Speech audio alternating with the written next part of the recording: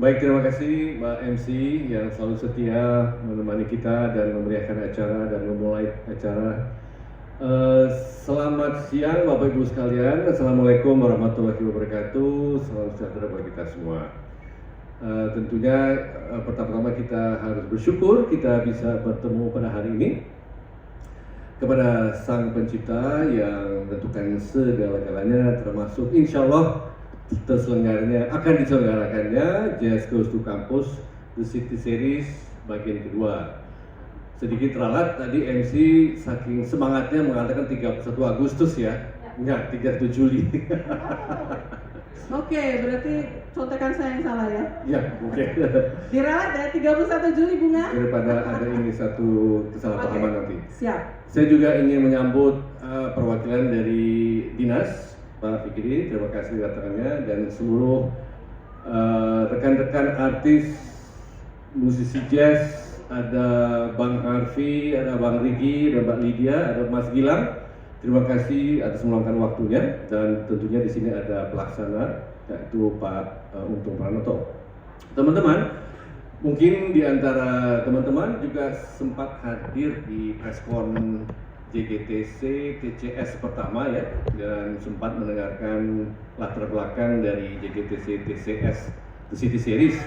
Tidak lain adalah suatu kegiatan yang ingin membangun momentum untuk memeriahkan, memperingati, mensyukuri JGTC tahun ke-50 tahun depan bersamaan dengan ulang tahun Jakarta yang ke-500. Itu sekedar reminder. Dan kenapa City Series? Karena memang JGTC yang asli yang sampai sekarang masih berjalan itu diselenggarakan di kampus, ya, di kampus. Dan kali ini untuk momentumnya itu kita mulai di city, di kota, yaitu di Taman Ismail Marzuki. Sedangkan jenis acara atau apa yang ditampilkan memang sejak semula juga kita sempat konsepkan bahwa The City Series ini ingin menampilkan berbagai ragam atau spesies dari jazz. Kita ketahui bahwa jazz itu kan suatu jenis musik yang rumpunnya itu banyak spesiesnya ya. Dan pada saat bulan Mei yang lalu, akhir April yang lalu, yang pertama TCS itu kita selenggarakan, kita sajikan musik mainstream dalam bentuk big band. Tadi ada sedikit cuplikannya di video ya.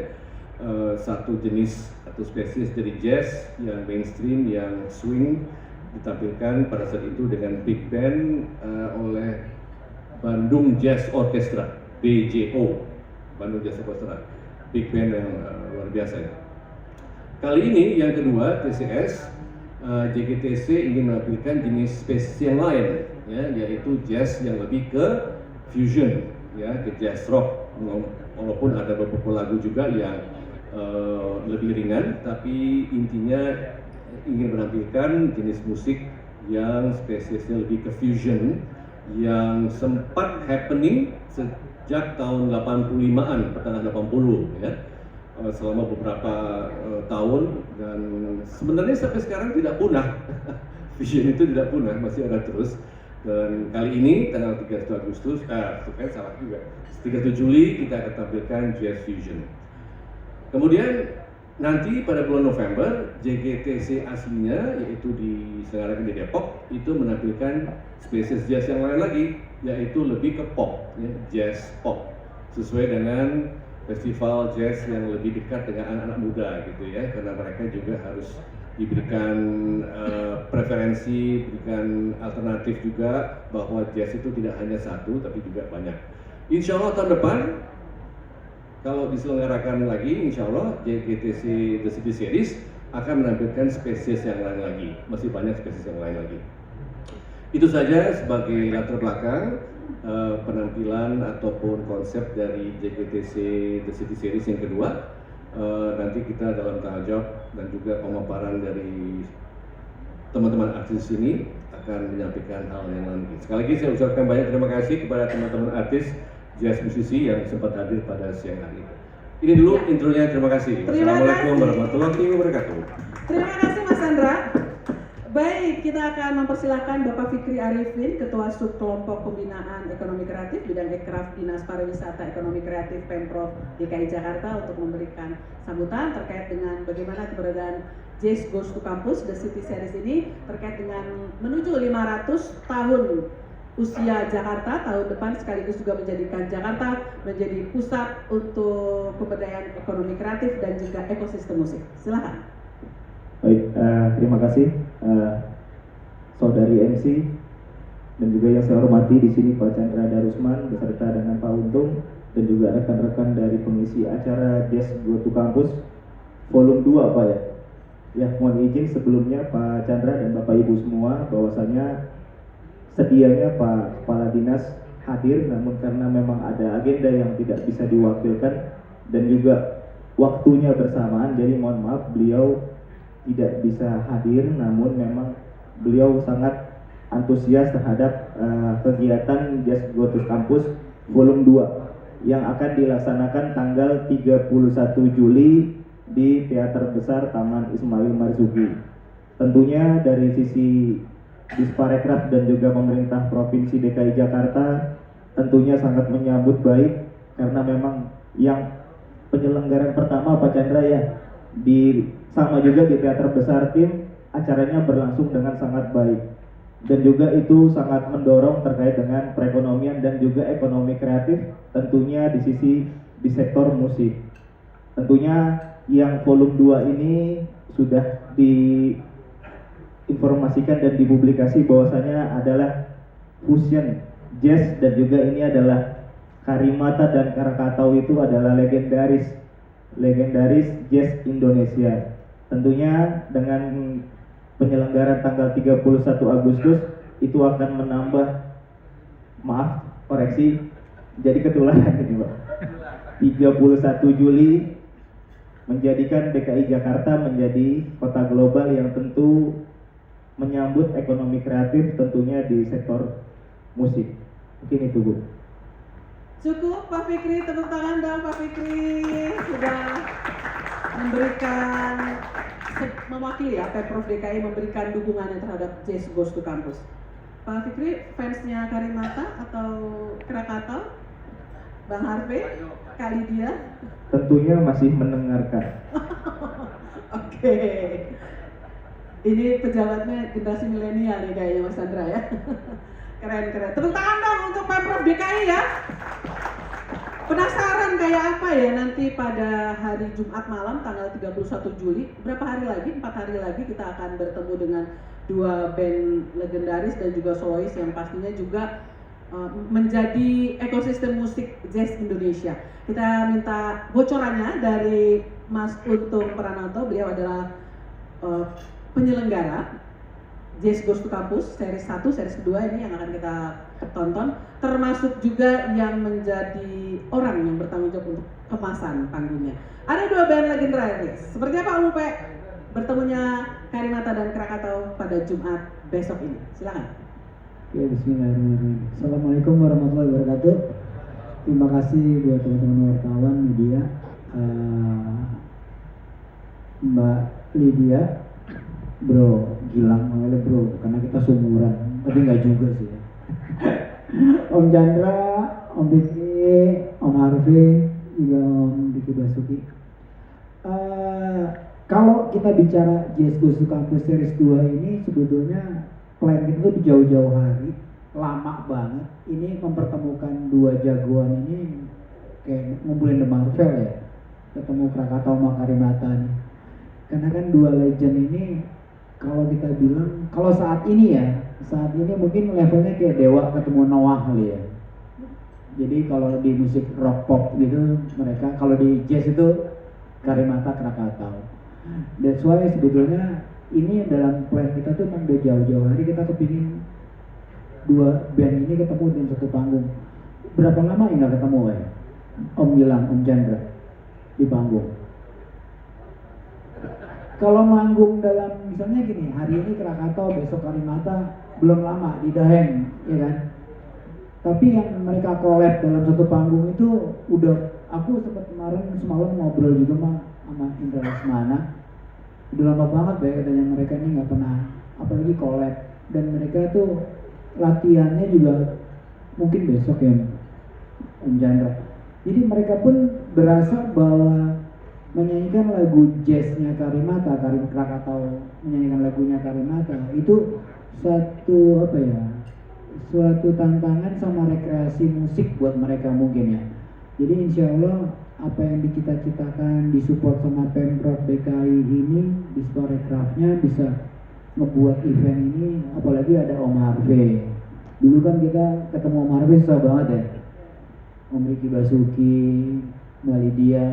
Ini jadi suatu apa ya, satu ada reunian, ada legendnya, living legendnya masih ada. Kemasannya juga kita ingin tampil dengan nuansa DKI. Jadi ada musik-musik yang kita coba kemas dalam suasana musik DKI, karena kita nih 50 tahun Jazz Goes to Campus yang ke-50 sama 500 tahun buat DKI. Jadi collabnya ini akan menjadi suatu yang benar-benar kita coba rangkum dalam satu panggung.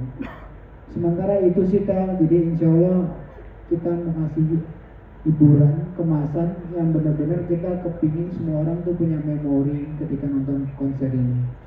Gitu. Assalamualaikum warahmatullahi wabarakatuh. Waalaikumsalam. Terima kasih Om Upe. Jadinya Om Upe ini memanggungkan dua legend band dan juga soles-soles yang nanti akan tampil. Saya dapat informasi baru saja, memang open public untuk bagaimana Anda bisa menonton sudah dibuka dari kemarin ya. Ada 500 ya kursi, dan ternyata hari ini dibuka 300.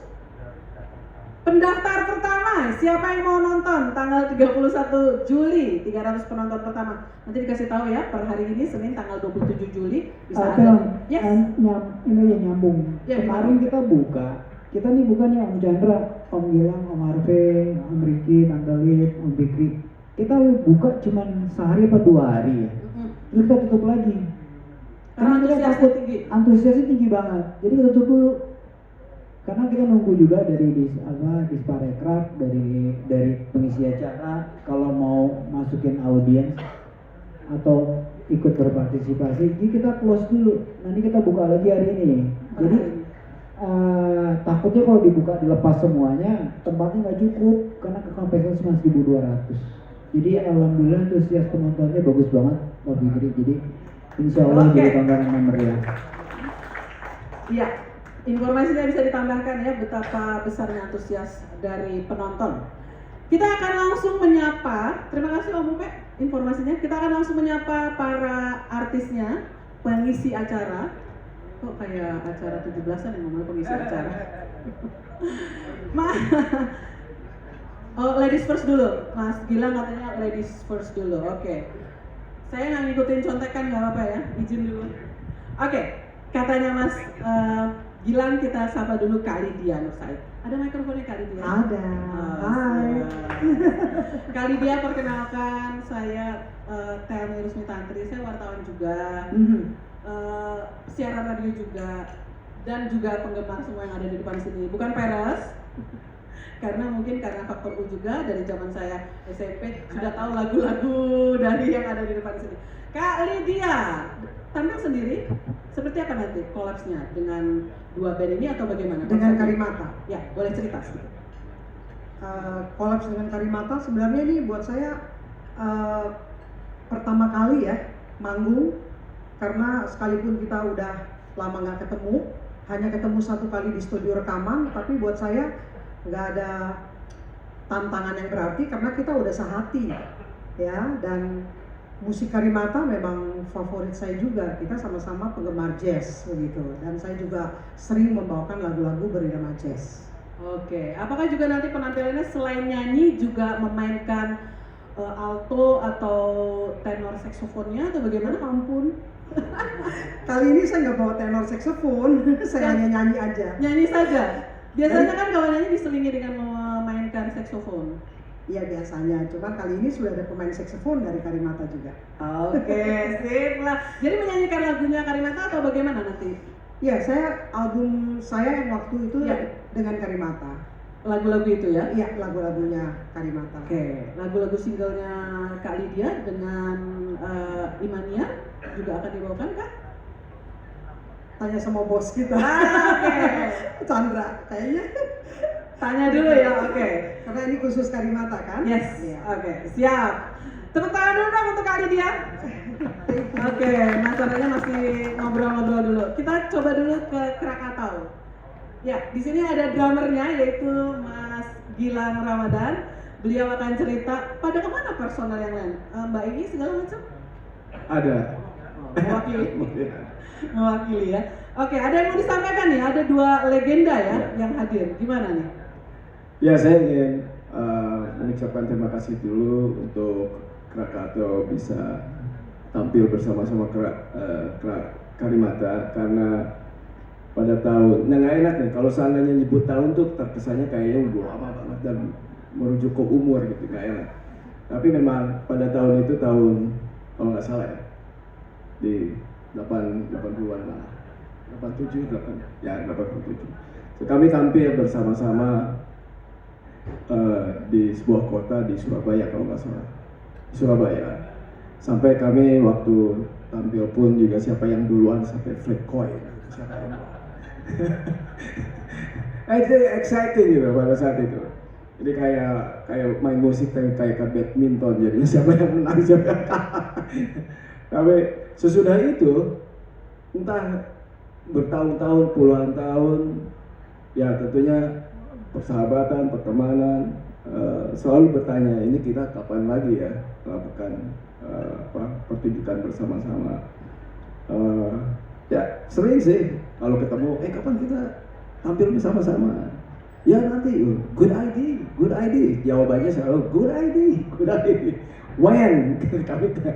When-nya itu kapan? Nggak tahu. Ya alhamdulillah mungkin sekarang tanggal 31 Juli ya. Juli loh. 31 Juli ini kami akan tampil bersama Krakatau dan Karimata. Exciting. Saya sudah banyak yang menanyakan kepada saya juga tadi juga yang menanyakan ke Mas Doni juga dari luar kota gitu. Malah ada yang bertanya kapan kesini nih. Padahal kita baru mau tampil dan saya yakin memang penggemar dari Karimata, Krakatau memang masih cukup banyak.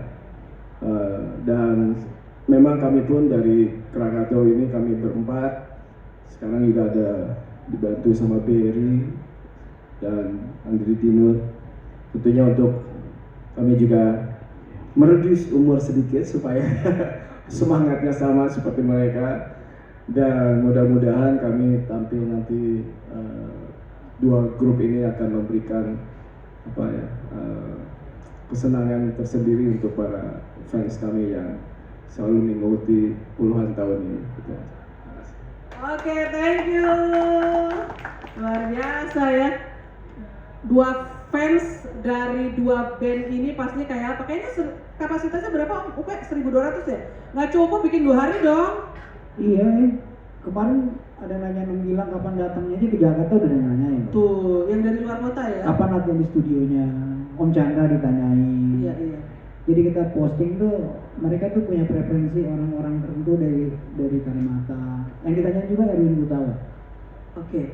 Om Erwin tuh ditanya kapan gitu. Ada yang nggak gitu. Ada yang pengen lihat latihannya juga mereka Ada ya? yang lihat latihannya juga. Ada yang mau datang ke Parley juga. Asli buat Parley ya. Selalu siap mensupport untuk presscon kita. Iya. Thank you Mas Upe. Iya.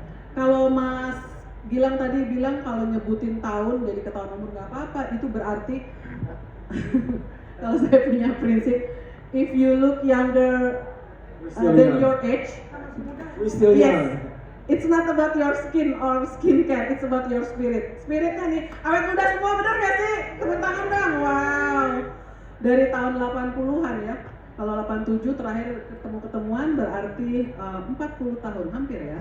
Yes.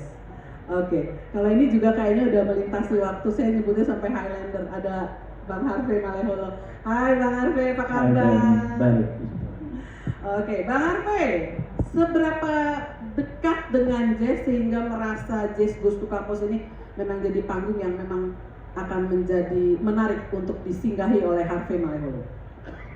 Sebetulnya kalau kita bicara mengenai 25 tahun atau 30 tahun yang lalu, itu jadi menarik gitu. Tapi kalau sekarang ini menjadi satu kerinduan untuk tampil di JGTC setelah ya awal-awal JGTC di Depok tuh saya juga pernah mengisi juga dengan Karimata. Itu terakhir saya ingat zaman dulu tuh Karimata di Jogja ya Chan, kita sama almarhum Uken Januari Kristi. Dan sebetulnya yang menarik untuk saya itu adalah banyak sekali festival-festival jazz yang sekarang ini sedang menjamur hampir di semua kota di Indonesia, ya. Nah, tetapi mungkin beberapa penyelenggara jazz festival itu harus juga mencontoh JGTC, atau ada kemarin saya lihat juga di social media ada Gaya Jazz Festival dan sebenarnya ada juga menampilkan Karimata dan sebagainya. Saya pikir ini adalah unsur-unsur yang juga jangan dilupakan oleh para penyelenggara acara, nggak hanya jazz festival tapi festival-festival yang ada di kota-kota di Jakarta. Karena menurut saya ini ada unsur edukasinya, bahwasanya musisi-musisi seperti band-band seperti Karimata, seperti Krakatau itu patut diketahui oleh anak-anak muda sekarang. Satu keharusan gitu. Bahwasanya mereka ini adalah pendahulu-pendahulu kita, dan itu yang menjadi menarik untuk saya karena sudah mulai ada beberapa jazz festival yang menampilkan teman-teman senior, ya. Memang di musik tuh kadang-kadang kita nggak bicara mengenai senior dan junior, tetapi patutnya ditampilkan seniman-seniman yang sudah boleh dikategorikan legenda, sehingga itu juga merupakan unsur edukasi bagi teman-teman anak-anak milenial sekarang gitu. Itu yang paling menarik untuk saya. Mudah-mudahan ini bisa ditiru oleh penyelenggara festival-festival musik yang lain seluruh Indonesia. Terima kasih Bang Arfe, tepuk tangan dulu dong untuk Bang Arfe, bener ya. Sekarang you name it lah ya, banyak festival jazz yang menyebutkan nama tempat, nama objek wisatanya, nama lokasinya yang juga pastinya juga patut kita apresiasi. Namun Jazz Goes to Campus sebagai patron dan juga pionir juga harusnya bisa dijadikan salah satu patron ya untuk dilihat bagaimana penyelenggaraannya. Oke, last but not least, kalau tadi saya mengatakan bahwa ini legend semua di sini. Mohon maaf kalau ternyata ada saya terlalu berlebihan, tapi saya bener loh, saya fansnya Mas Ricky Basuki Niagara ya, bener ya Mas ya? Iya, betul ya? Drama juga, oke, drama dengan Rita Amelia. Kalau kita nyebut Rita Amelia baru tahu nih, wartawan ya, mamanya Nagita Slavina. Kalau Niagara itu bandnya waktu itu saya masih SMP kayaknya deh. Bumi Pertiwi ya lagunya, benar ya? Dan Api Asmara kayaknya, oke. Mas Ricky Basuki ini suara falsetnya luar biasa untuk ukuran soloist cowok. Nanti kita bisa mintanya nih. Mas Ricky, apa komentarnya tentang Jazz Goes to Campus dan untuk series kedua ini Mas Ricky diajak untuk manggung? Ya, satu kebanggaan tersendiri buat saya. Sebuah band Karimata yang besar, bagus dan menarik, yang solid. Saya punya kesan yang sangat menarik saat itu waktu di Suara Persaudaraan. Jadi sejarahnya itu ada, dan kali ini mungkin juga sebuah sejarah juga nanti ya, tanggal 31 nanti gitu. Jadi ada cerita sedikit bahwa waktu itu saya dekat sama almarhum James Sunda. Saya kan lagi buat Suara Persaudaraan gitu. Dua Arfe juga ikut, Lydia ikut semua banyak. Nah itu kebetulan Karimata baru bikin album pertama di Prosol waktu itu.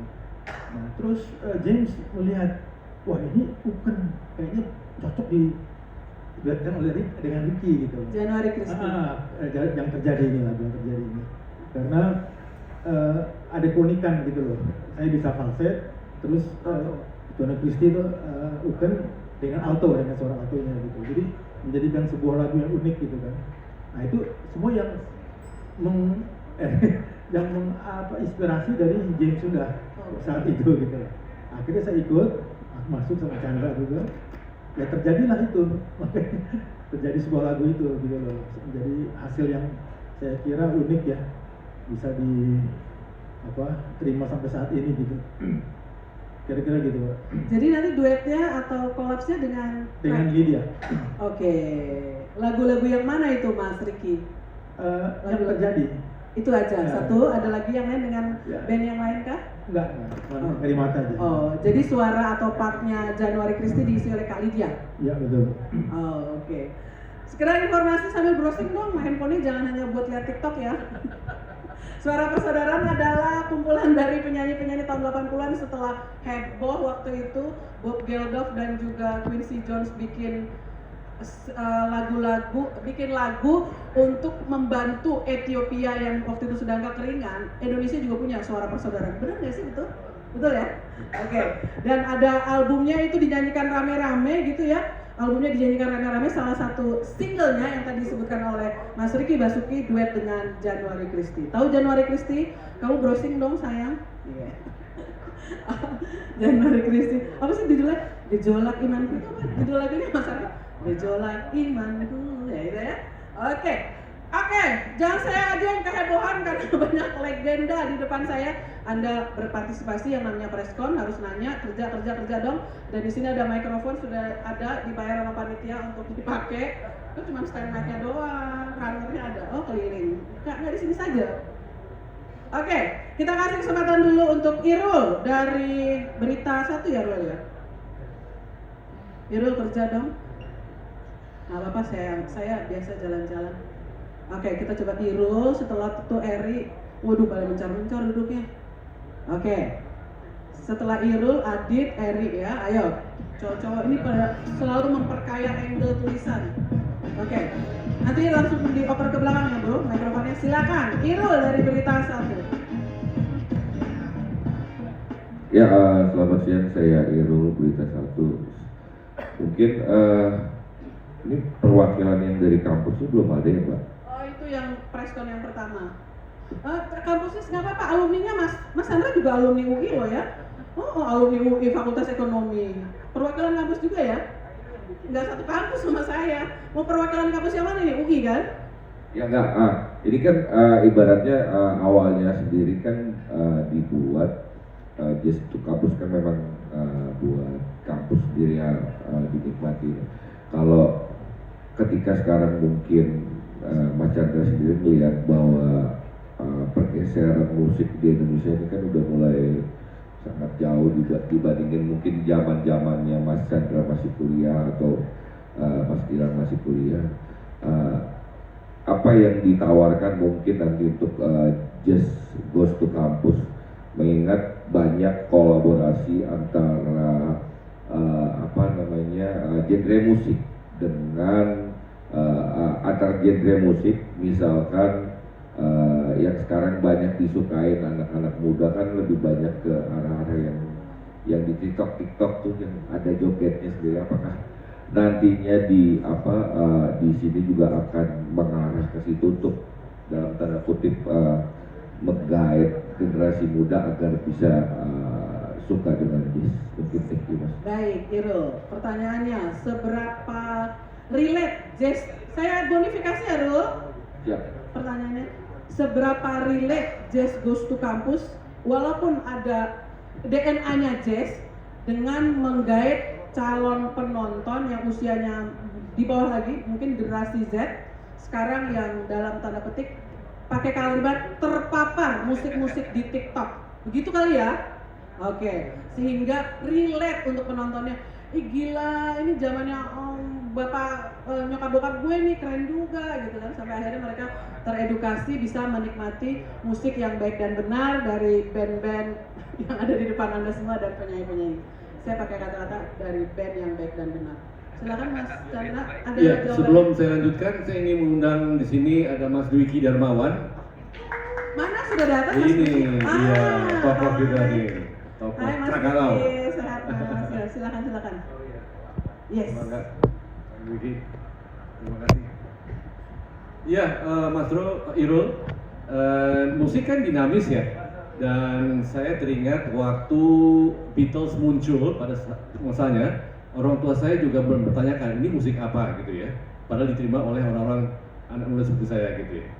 Jadi ini menandakan sekarang juga ya saya sebagai katakanlah orang yang agak sedikit tua ya melihat anak muda slow aja, cool aja gitu, cool bahwa musik itu berkembang terus. Tapi tadi seperti yang Bung Harvey menyampaikan, ini TCS, CD Series ada niatnya edukasi juga gitu ya. Edukasi untuk mengatakan bahwa jazz itu nggak hanya satu tipe gitu, tapi ada banyak genre-nya, ya, banyak spesiesnya gitu.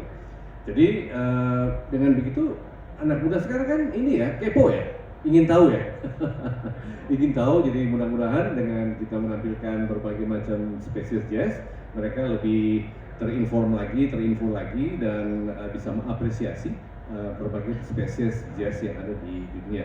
Memang jazz itu berasal dari Amerika dan kalau diurut lagi dari pengaruh dari Afrika juga ya, tapi banyak hal-hal yang juga negara barat juga meniru dari Asia gitu ya. Jadi tidak masalah lagi. Satu bocoran yang mungkin bisa kita sampaikan, kita akan mencoba menampilkan unsur Betawi tanggal 31 Juli nanti. Bagaimana bentuknya? Makanya itu datanglah pada tanggal 31 Juli. Itu dulu jawaban saya. Mumpung ada Kang Dwiki ini kita bisa Informasinya makin menggoda nih, penasaran. Ada unsur musik Betawinya, apakah nuansa-nuansa suara gambang kromong kah? Ada Mas Dwiki. Tadi aku udah nanya soal Krakatau dengan Mas Gilang. Mas Dwiki ada yang mau disampaikan bagaimana nanti untuk tanggal 31 Juli? Silakan. Oh iya, terima kasih. Selamat siang semuanya, teman-teman. Assalamualaikum. Selamat siang, salam sejahtera. Ya, kalau saya exciting sekali ya. Yang pertama tentu paling besar itu bersyukur karena di saat ini kita masih bisa kalau zaman dulu Karimata versus Krakatau itu kok masih bisa terjadi lagi di 40 tahun kemudian. Itu syukur yang sangat besar. Dan secara musikal saya menganggap ini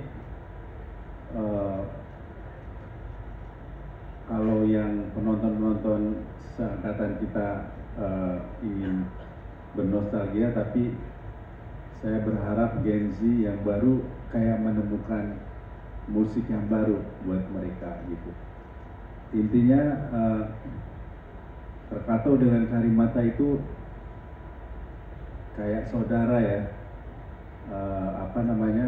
soulmate gitu. Dua band ini muncul pada saat periode yang sama dan asik banget pada saat itu, saat-saat yang mengasihkan. Dan mari kita ulang di sini di event yang tanggal 31 ini.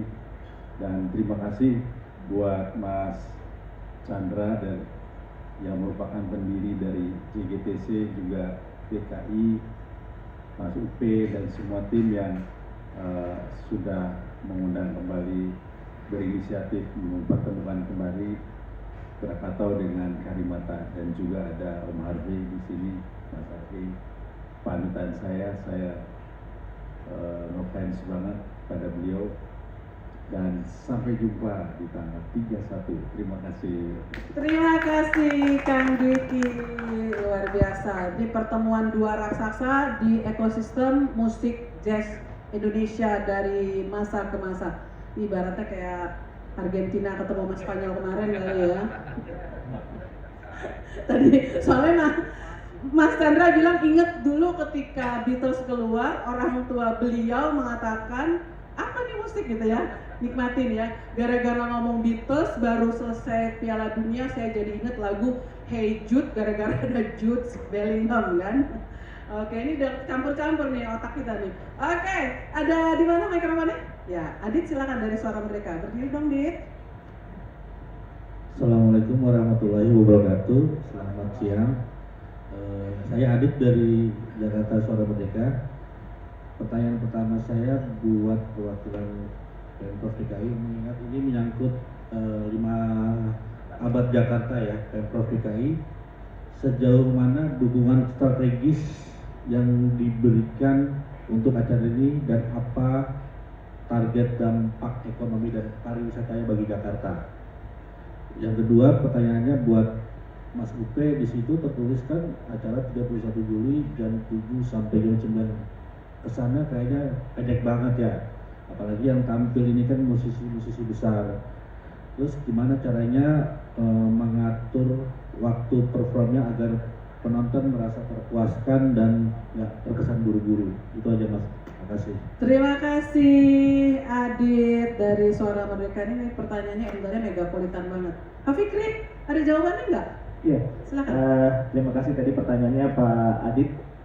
Jadi saya izin menjawab Pak terkait dengan dukungan 500 Jakarta terhadap dampaknya terhadap ekonomi kreatif di Jakarta. Jadi izin Pak, melalui kegiatan JGTC yang akan dilaksanakan tanggal 31 Juli 2026, tentunya ini memperlihatkan kemampuannya menjadi Jakarta menjadi tuan rumah dari pertunjukan musik berkelas dengan menghadirkan legenda jazz Indonesia seperti Karimata dan juga Krakatau yang dipadukan dengan konsep pertunjukan modern dan kolaboratif. Tentunya dari sisi ekonomi kreatif, penyelenggaraan konser juga memberikan efek berganda, yaitu multiplier effect. Tidak hanya menggerakkan subsektor musik, melainkan juga memberi manfaat bagi penyelenggaraan acara, tentunya para pekerja kreatif dan juga pelaku ekonomi kreatif dan juga subsektor perhotelan, transportasi, kuliner dan juga pariwisata Jakarta. Mungkin itu yang bisa saya sampaikan. Terima kasih. Iya, terima kasih Pak Fikri. Adit, sudah tahu jabatan Pak Fikri ya? Oke, sudah dicatat. Pertanyaan yang kedua bisa dijawab oleh Om Upe soal timekeeper ini. Bagaimana 2 jam kayaknya yang orang lo main jazz itu pada improvisasi, satu band dikasih waktu sekian, ternyata bisa mulur atau over duration atau bagaimana antisipasinya? Kalau antisipasi molor kita happy ya, Om Fikri. Kalau molor, karena yang jadi challenging buat Karimata sama Krakatau ini kan mereka harus ada collab. Nah mereka kan ini musisi-musisi yang perfeksionis ya. Jadi kalau mereka nggak latihan rigid gimana dia chord atau apapun yang mereka coba nanti desain, mereka mungkin nggak tahu ya. Nanti kita lihatnya di panggung lah. Kalau kita by rundown memang hanya 2 jam, itu sudah mengantisipasi kalau over. Atau kedua, kalau mereka mau lebih, kita kasih waktunya Mas sebetulnya. Kita kasih waktunya kalau mau improve atau apapun dari Karimata sama Krakatau.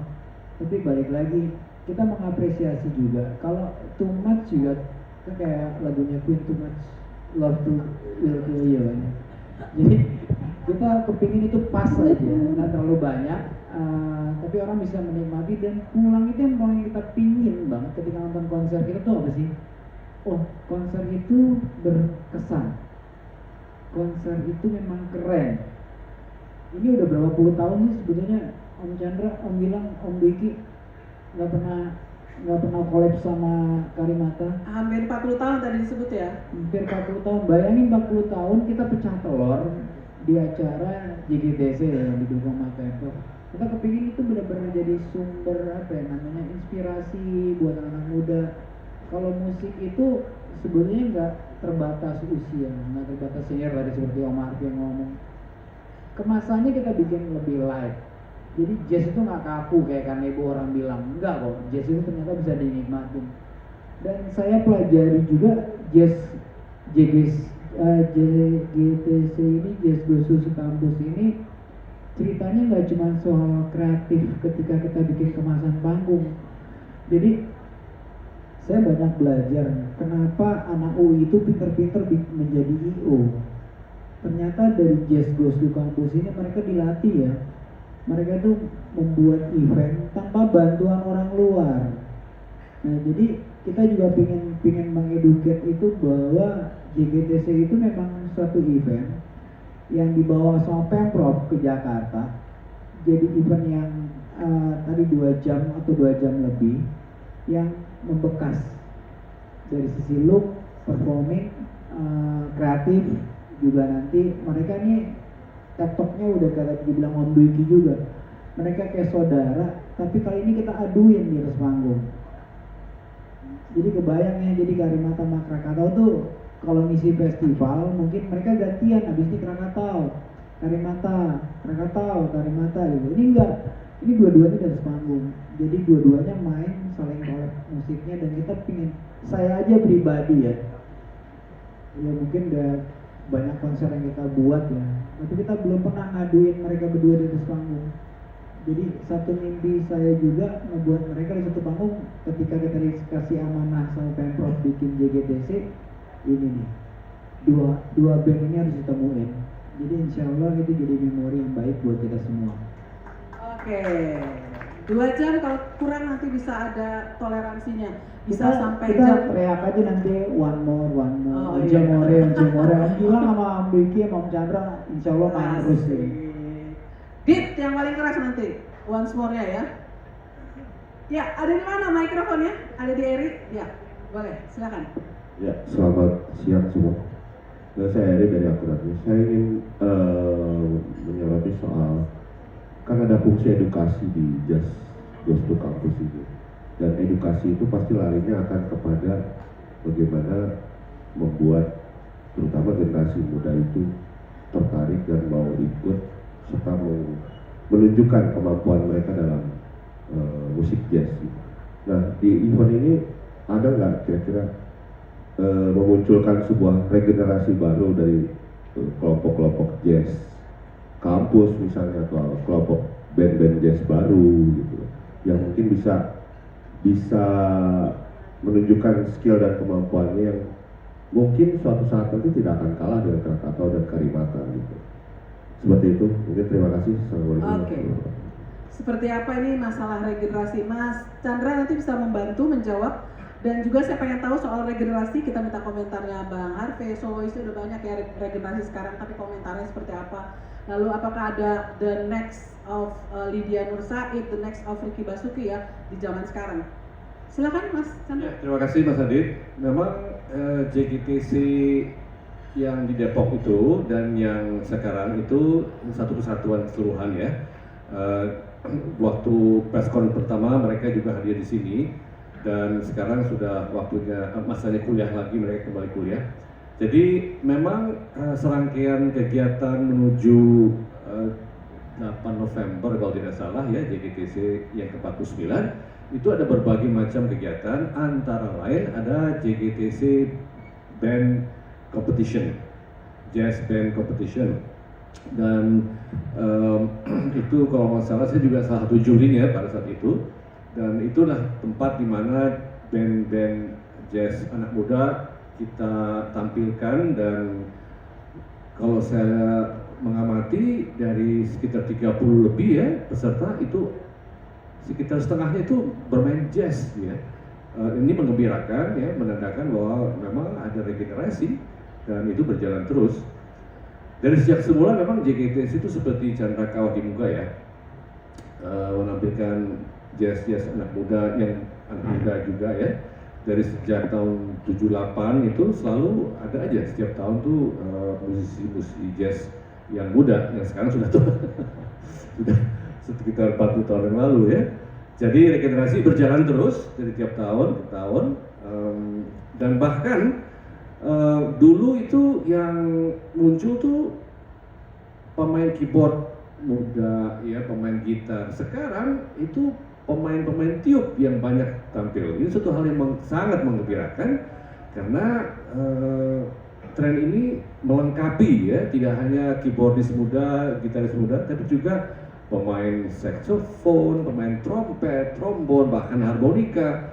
Jadi ini suatu hal yang menggembirakan bahwa regenerasi itu berjalan, tidak hanya band tapi juga solois-solois yang bermunculan dari sana sini, dan itu suatu hal yang boleh dikatakan faktor sukses ya, kalau boleh diakui sukses ya, bahwa ini memang JGTC sebagai wadah untuk menampilkan juga jazzer muda. Oke, sudah dijawab ya Eri ya. Oke, pertanyaan yang sama saya modifikasi bisa dibantu dijawab oleh Kak Lydia, Mas Riki dan juga Bang Harvey. Bang Harvey dulu, bagaimana regenerasi di ekosistem musik Indonesia sendiri sih, terutama jazz kalau kita lihat solois sekarang sudah banyak the next Harvey-nya, walaupun Harvey-nya sendiri masih terus jadi living legend. Kalau soal regenerasi menurut saya Indonesia nggak sulit melakukan hal itu, gitu ya. Tapi yang kalau saya katakan tadi dia ada unsur edukasinya tuh lebih ke penghargaan, respect kepada musisi-musisi yang sudah menjadi legenda, gitu ya. Kadang-kadang ini pengalaman saya pribadi pada saat saya melakukan tour waktu itu dengan salah satu produk rokok ke beberapa kota. Ada teman-teman saya sendiri, musisi-musisi muda. Begitu saya tanyakan, kenal yang namanya Bing Slamet atau enggak? Oh, saya tahu cuma ada Bing Slamet, gitu. Nah, itu yang menjadi keprihatinan saya. Literasi musik mereka ya. Betul, tapi mereka nggak sepatutnya disalahkan karena memang mungkin kita tidak menyediakan semacam library di mana mereka bisa mundur, bisa melihat siapa-siapalah pendahulu-pendahulu kita yang patut kita apresiasi, kita berikan penghormatan karena tanpa mereka kita tidak ada di sini, gitu. Nah, itu maksud saya unsur edukasi yang ada di JGTC kali ini atau mungkin juga ada sebelum-sebelumnya, bahwa mereka tetap menampilkan musisi-musisi legenda yang patut diperkenalkan, diberikan penghormatan, khususnya diperkenalkan bagi millennials. Saya pikir. Oke, ini Agus bisa jawab nih soal library ya. Agus bisa jawab, ada Agus Basuni.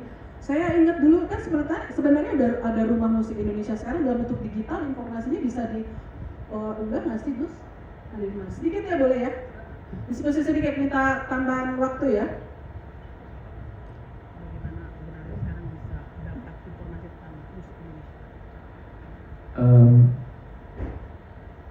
Saya tidak tahu apakah saya bisa mewakili untuk menjawab itu, tapi kalau dalam konteks jazz, ada Warta Jazz, kami baru 26 tahun mengawal dan tanda kutip jazz di Indonesia. Saya baru pulang dari Bromo tadi malam, dan sebenarnya kalau kita bicara tentang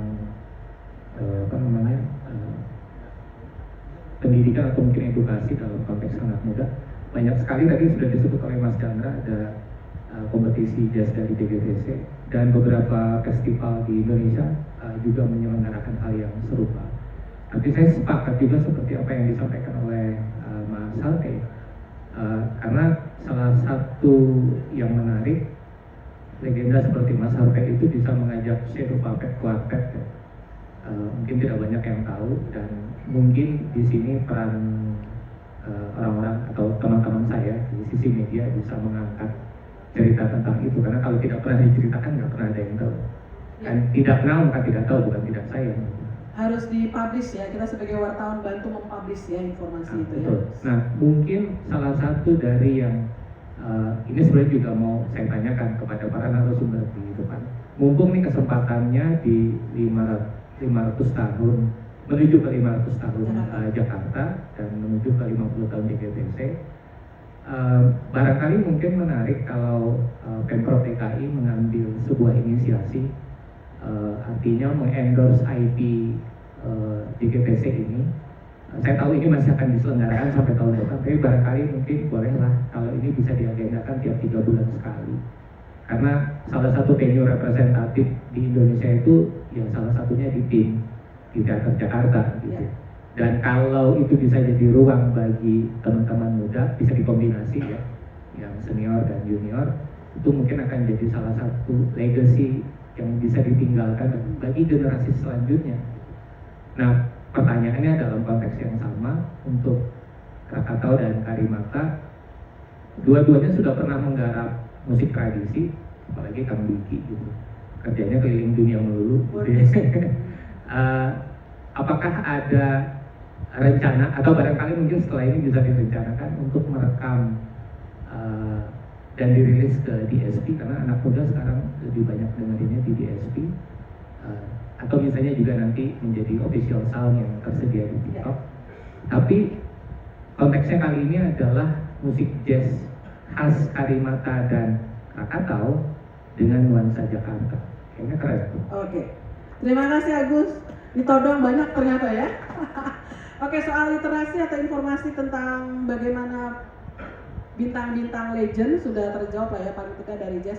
Memang sih sekarang masalahnya keyword ya, algoritmanya apa gitu yang disenangi oleh para anak-anak muda sekarang. Boleh pertanyaan pertama, Pak Fikri dijawab dong, Pak Fikri. Jadi nggak setahun sekali nih, 3 bulan sekali kayak di tim bikin gitu ya, Mas Upay. Jadi kan ketemu sama wartawan juga lebih sering gitu kan, harus diberitakan. Nanti saya kasih tahu hashtag ya buat kalian nanti menulis. Jadi kalau nanti nulis di tulisannya mana yang di bold untuk hashtag supaya nanti keywordnya main dan user kalian bisa selain Jazz Goes to Campus juga jadi tambah literasi. Silakan Pak Fikri ditodong ya.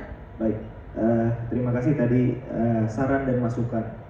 Jadi terkait dengan musik jazz ini, kami juga dari Dinas Pariwisata dan Ekonomi Kreatif tentunya juga sangat mendukung terkait dengan 17 sektor, salah satunya adalah sektor musik.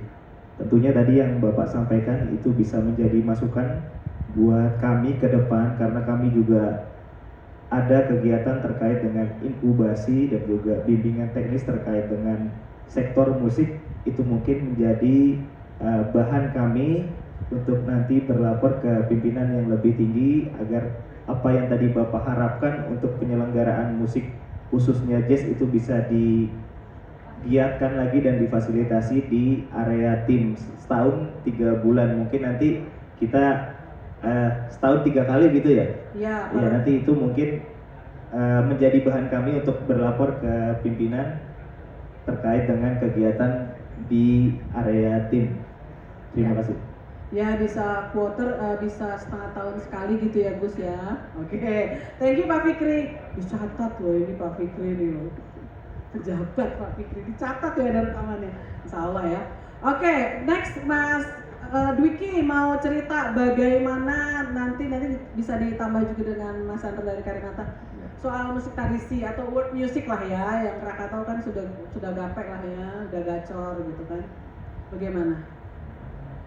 Iya, kami sama-sama mempunyai eksplorasi ya dalam dengan musik tradisi atau musik katakanlah musik Nusantara dengan caranya masing-masing, dan itu merupakan pengalaman yang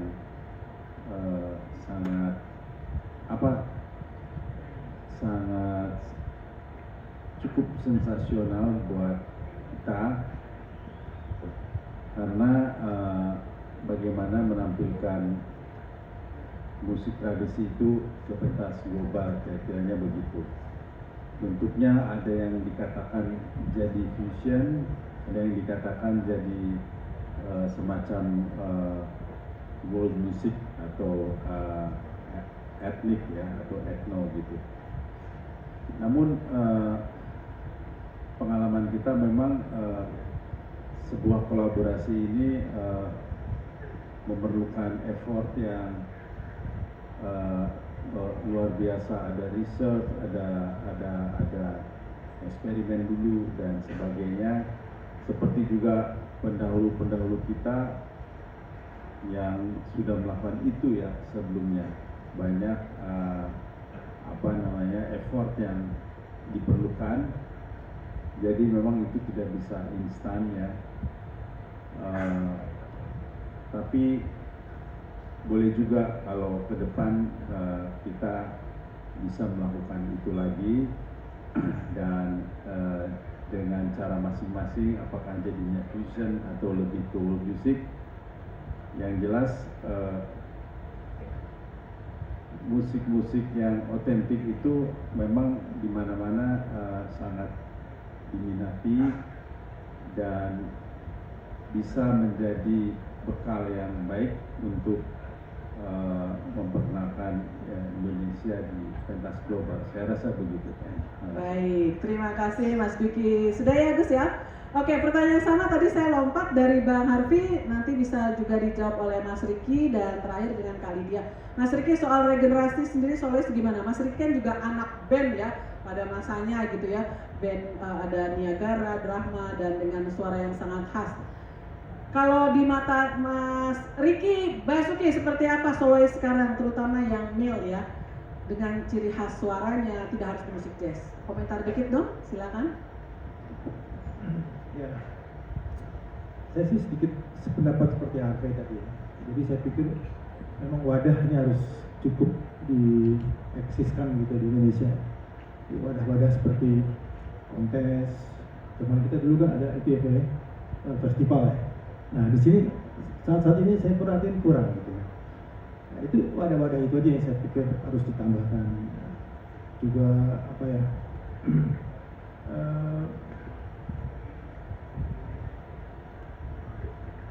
Adaptasi lah saya pikir pada zaman ini gitu, karena sulit sih ya sekarang banyak beragam musik yang bermacam-macam, jadi saya pikir itu harus kembali ke si masing-masing, si peminat itu masing-masing gitu ya. Dan yang paling terpenting adalah wadah gitu, yang tadi kita sudah bahas tadi ya terakhir itu sama Harvey itu. Saya kira sejauh itu begitulah. Oke, terima kasih Mas Riki. Ini Om Upe orang TV nih ya, kompetisi di TV itu udah banyak ya yang popularity contest gitu, tapi ini yang kualitas ya, yang memang ya, langsung menasional ya, yang langsung menasional gitu ya, artinya gaungnya seperti zaman dulu. Oke, Kak Lydia, apakah ada jawaban yang lain atau ada mau ditambahkan? Silakan. Dulu duo siapa sih yang kenal Lydia Imaniar gitu ya, dengan bandnya The Kids gitu ya. Sekarang kayak apa sih petanya kalau menurut Kak Lydia? Masih di musik kita semua, karena kita memang keluarga musik ya, tapi musik masing-masing dan kakak adik masih nge-band, grup band. Kadang-kadang saya solo karir, kadang-kadang sama Imaniar juga duet. Ngelihat di luar adik-adiknya bagaimana sekarang? Oh, kalau bicara penggemar jazz nih ya, saya kan hobi banget tuh datengin kafe-kafe yang ada musik live jazznya.